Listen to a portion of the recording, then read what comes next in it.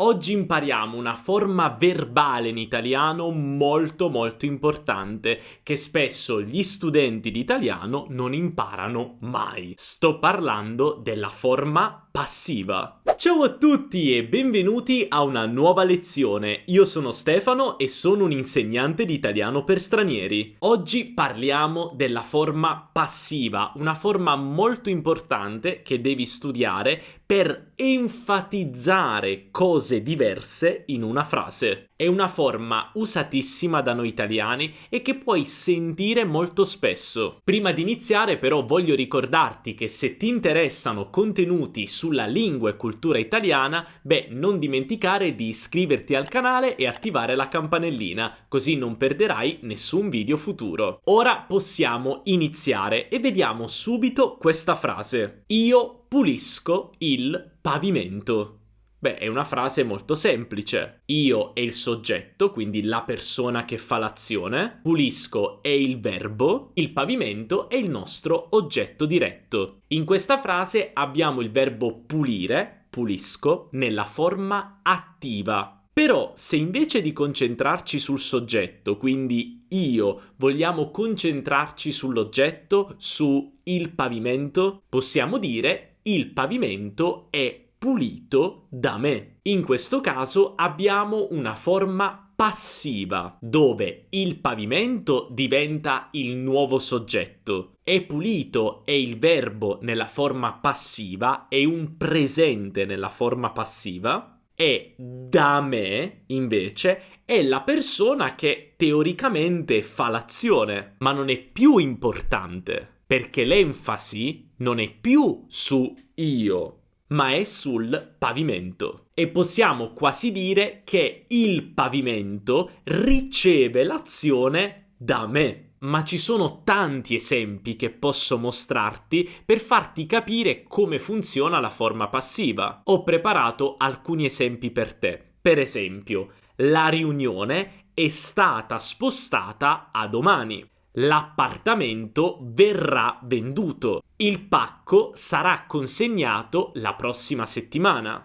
Il caffè viene servito al tavolo. La decisione è stata presa dai cittadini. Come vedi, ci sono anche diversi modi per formare la forma passiva. E quindi iniziamo proprio dalle basi e vediamo come trasformare una frase dalla forma attiva a quella passiva. Prima di tutto prendiamo una frase molto semplice nella forma attiva. Tutti amano la lingua italiana. Tutti soggetto, amano il verbo, la lingua italiana è il nostro oggetto. Ma noi vogliamo mettere l'enfasi, vogliamo concentrarci sulla lingua italiana. Prima di tutto capiamo qual è il verbo che dobbiamo trasformare. In questo caso è amano, amano. Ora dobbiamo prendere il verbo essere. Infatti, nella forma passiva usiamo sempre un ausiliare, anche nei tempi che non sono normalmente composti. Generalmente tu hai imparato che usiamo l'ausiliare nel passato prossimo, nel trapassato prossimo, nel congiuntivo passato.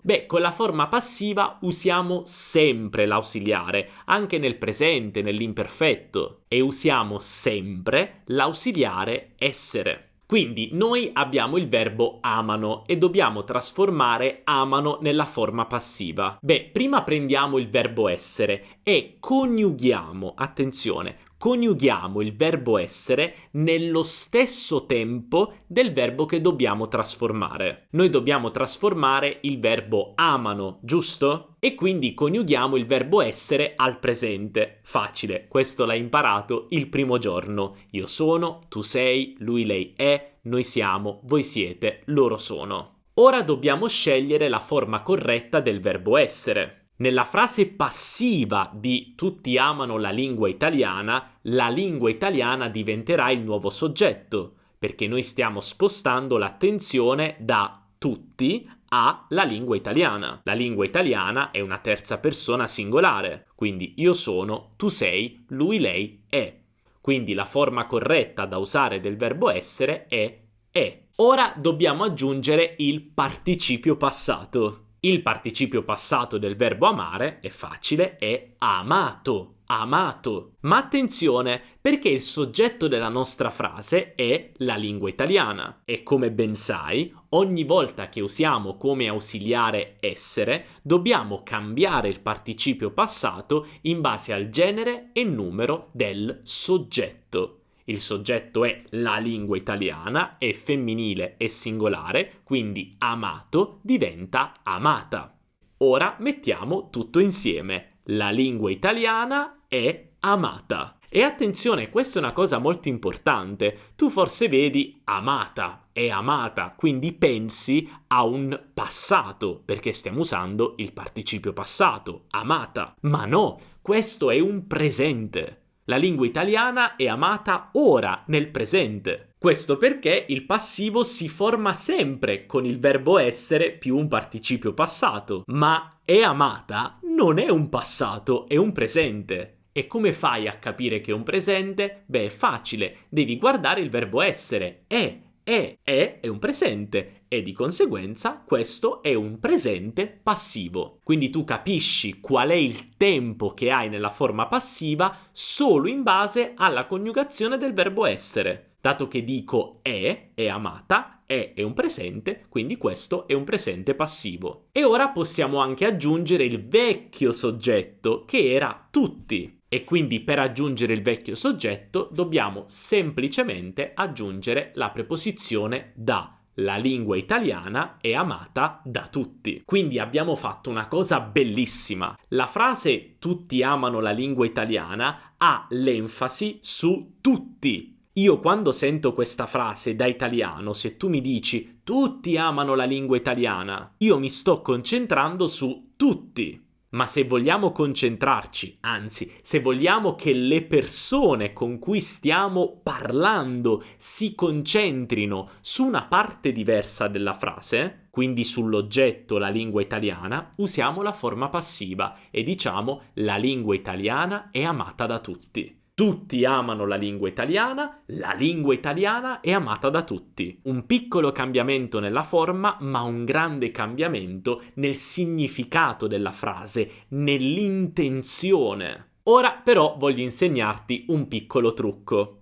Infatti a volte trasformare una frase dalla forma attiva alla forma passiva può essere un po' difficile. Quindi voglio insegnarti il trucco N+1. Per esempio, prendiamo la frase i miei genitori hanno costruito la casa, ma noi vogliamo concentrarci sulla casa, non sui miei genitori. Quindi la casa diventa il soggetto e poi cosa devo fare? Beh, come prima, prendiamo il verbo hanno costruito. Che cos'è hanno costruito?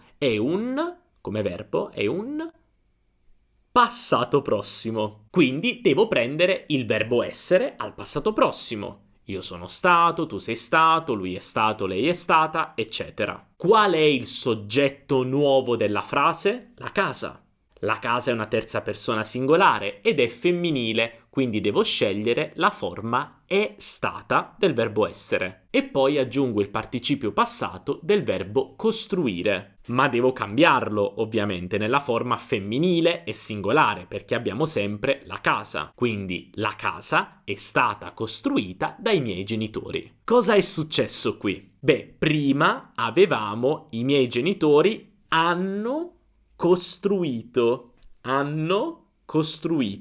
1 e 2. Nella forma passiva abbiamo la casa è stata costruita dai miei genitori. È stata costruita. Abbiamo 3 parole. Quindi la regola N+1 è un trucco che ti aiuta a capire se hai trasformato correttamente un verbo dalla forma attiva alla forma passiva. Perché se nella forma attiva hai una parola, per esempio amano, nella forma passiva poi ne hai 2. È amata, hanno costruito, è stata costruita. Quindi nella forma passiva c'è sempre una parola in più. Però come puoi migliorare tutto questo? Come puoi esercitarti a formare la forma passiva dei verbi? Beh, ti aiutiamo noi. Infatti abbiamo preparato per te un fantastico PDF con tutta la spiegazione e tutti gli appunti della lezione di oggi. Quindi così puoi leggere tutte le regole, puoi leggere tutti gli esempi che abbiamo fatto, c'è qui lo schema su come formare il passivo diviso per step, ma abbiamo anche una cosa molto importante per te,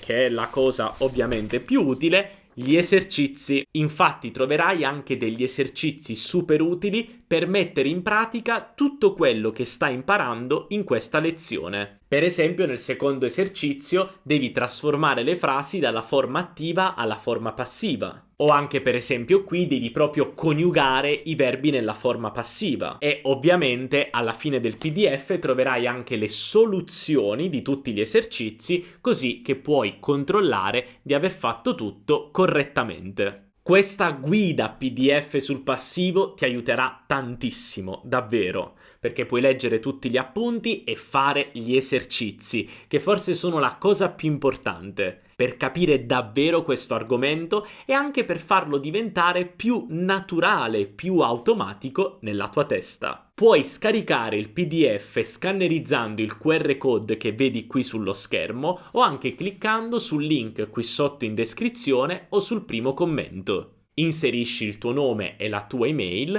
e ti invieremo questo fantastico PDF.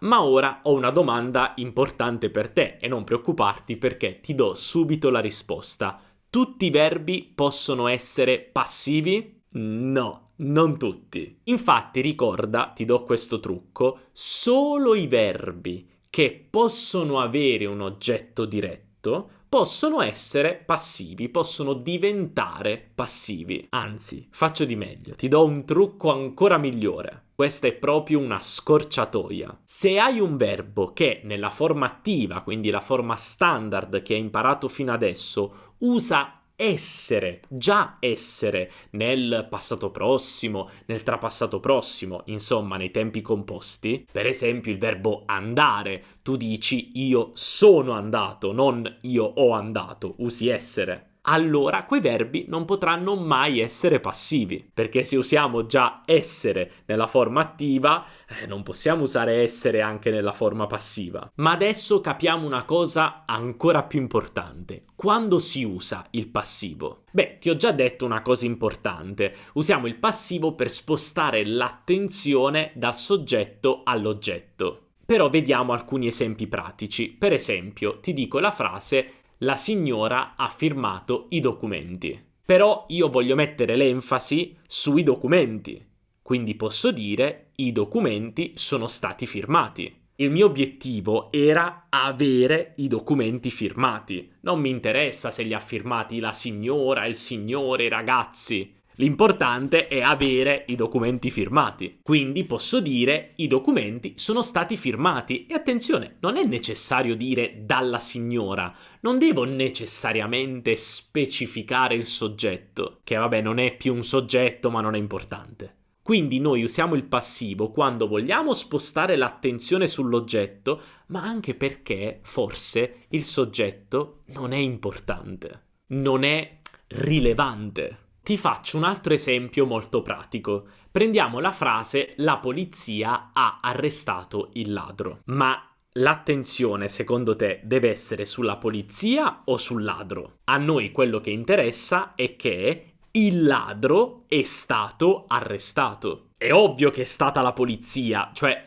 il fatto che sia stata la polizia non è rilevante per la notizia. La notizia è che il ladro è stato arrestato. Ed è questo uno dei motivi per cui il passivo si usa tantissimo nel giornalismo. Tu sui giornali troverai tantissime frasi nella forma passiva. Perché non è importante il soggetto, ma è più importante l'oggetto in questo caso, il ladro, perché è ovvio che è stata la polizia ad arrestare il ladro. Però attenzione, perché la forma passiva non si forma solo con il verbo essere. Infatti spesso, come negli esempi che abbiamo visto all'inizio di questa lezione, puoi trovare anche il verbo venire. Per esempio, io posso dire l'appartamento sarà venduto. Ma in realtà posso anche dire l'appartamento verrà venduto. queste due frasi sono esattamente uguali. Quindi le regole che abbiamo visto prima sono esattamente le stesse anche per il verbo venire. Semplicemente, invece di usare essere, devi usare venire. È sempre uguale, prendi il verbo nella forma attiva, poi prendi il verbo venire, lo coniughi nello stesso tempo e scegli la forma corretta. Quindi invece di avere essere, hai venire. Non cambia niente. Ma ricorda una cosa molto importante, questa è una regola fondamentale, perché il verbo venire possiamo usarlo solo quando nella forma attiva abbiamo un tempo semplice. Quindi per esempio con il presente, con l'imperfetto. Non possiamo usare venire, ma possiamo usare solo essere quando abbiamo un tempo composto, come il passato prossimo, il trapassato prossimo, il congiuntivo passato, eccetera. Per esempio, se io prendo la frase io ho venduto l'appartamento, posso dire l'appartamento è stato venduto, ma non posso usare venire, non posso dire l'appartamento è venuto, no, non si può dire. Quindi se abbiamo un tempo composto, io ho venduto l'appartamento, quindi abbiamo già, per esempio in questo caso il passato prossimo, posso solo dire è stato venduto, ma non posso usare venire. Ma molti studenti mi chiedono, Stefano, ma perché dobbiamo complicarci la vita? Perché esiste anche il passivo con il verbo venire? Beh, perché ci sono alcuni casi in cui è preferibile usare il verbo venire. Ti faccio questo esempio. La finestra è chiusa e la finestra viene chiusa. Qual è la differenza tra queste due frasi? Beh, a volte il participio passato di un verbo, come il participio passato del verbo chiudere, coincide, è uguale all'aggettivo. Infatti il participio passato di chiudere è chiuso, ma chiuso è anche un aggettivo. Quindi se dico la finestra è chiusa, beh, io sto descrivendo come la finestra è chiusa. Sto descrivendo lo stato della finestra, non è aperta, è chiusa. Quindi abbiamo il verbo essere più un aggettivo. Però teoricamente questa sarebbe anche una frase passiva. Però è un po' ambiguo, perché se io dico la finestra è chiusa, può significare che la finestra è chiusa da me, ma anche semplicemente che la finestra è chiusa e descrivo lo stato della finestra. Se invece dico la finestra viene chiusa, quella è solo una forma passiva. Quindi siamo sicuramente di fronte alla forma passiva del verbo chiudere. Capisci? Quindi a volte è preferibile usare il verbo venire proprio per evitare questa ambiguità, quando il participio passato di un verbo coincide con l'aggettivo. Però attenzione a un'altra regola importante, cioè come formare la forma passiva di un verbo quando abbiamo i verbi modali dovere e potere. Infatti qui le regole cambiano leggermente, ma sono anche più semplici. Infatti, quando abbiamo il verbo dovere o potere più un altro verbo all'infinito e vogliamo trasformare il verbo nella forma passiva, dobbiamo semplicemente usare essere, l'infinito essere. Quindi dovere o potere più essere più il participio passato del verbo che dobbiamo trasformare. Vediamo un esempio così è più semplice. Gli studenti devono finire il progetto entro venerdì. Però noi vogliamo spostare l'attenzione dagli studenti al progetto. Quindi, cosa dobbiamo fare? Il verbo è devono finire. Ora, dobbiamo mantenere il verbo devono nello stesso tempo, quindi al presente, ma dobbiamo cambiare devono in base al nuovo soggetto. Nella frase di studenti devono finire il progetto sarà il nostro nuovo soggetto, quindi terza persona singolare. Il progetto deve. E poi, super facile, aggiungiamo essere, il progetto deve essere, e poi il participio passato del verbo finire. Finito. Il progetto deve essere finito entro venerdì. Facile. O anche, le persone possono acquistare i biglietti dello spettacolo online. Qui ci interessa le persone, è ovvio, chi acquista i biglietti, mica può essere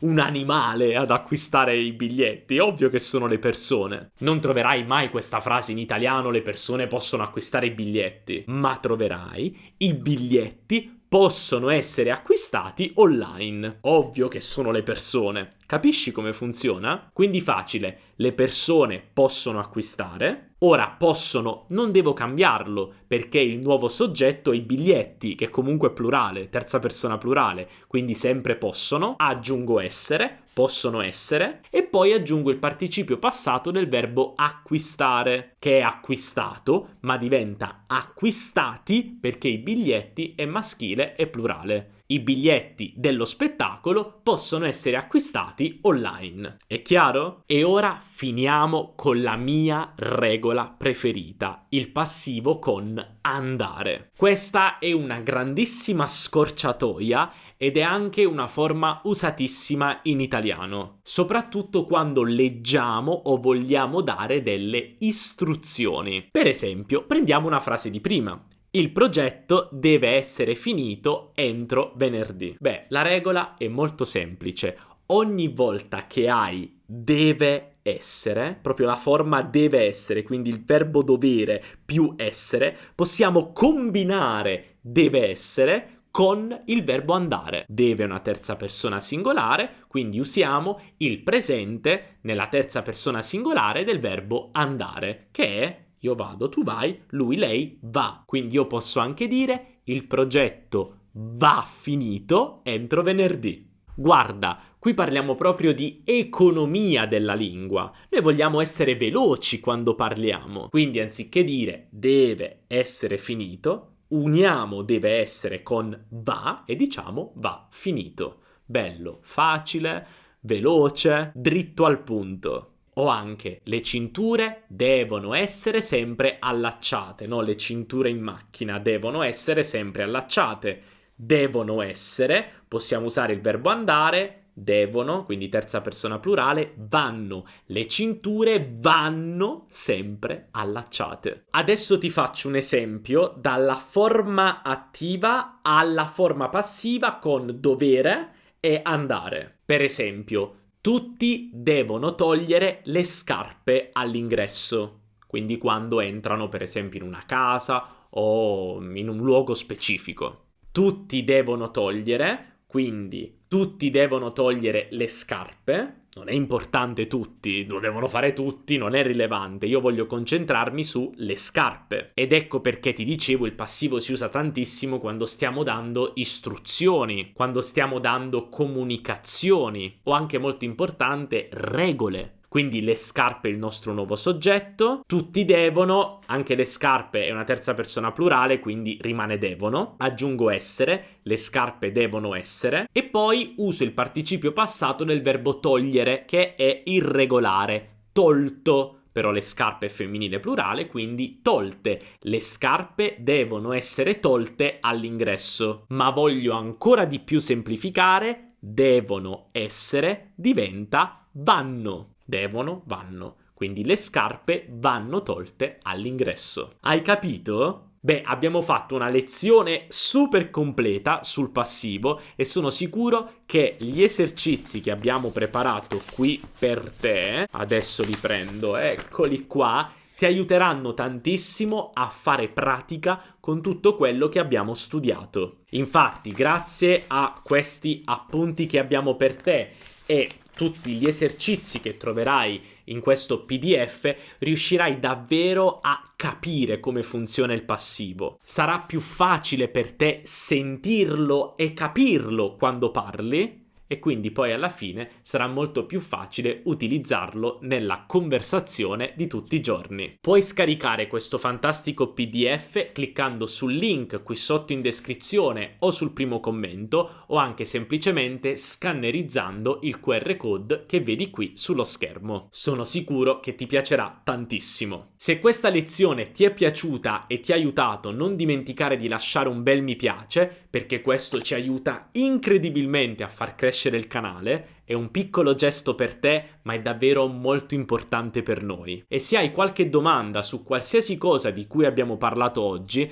perché è davvero un argomento un po' complesso, ma anche un po' avanzato, semplicemente fai la tua domanda qui sotto nei commenti e farò il possibile per risponderti. Non dimenticare anche di iscriverti al canale e attivare la campanellina per non perdere nessun video futuro. Noi ci vediamo nella prossima lezione. Un abbraccio dall'Italia. Ciao!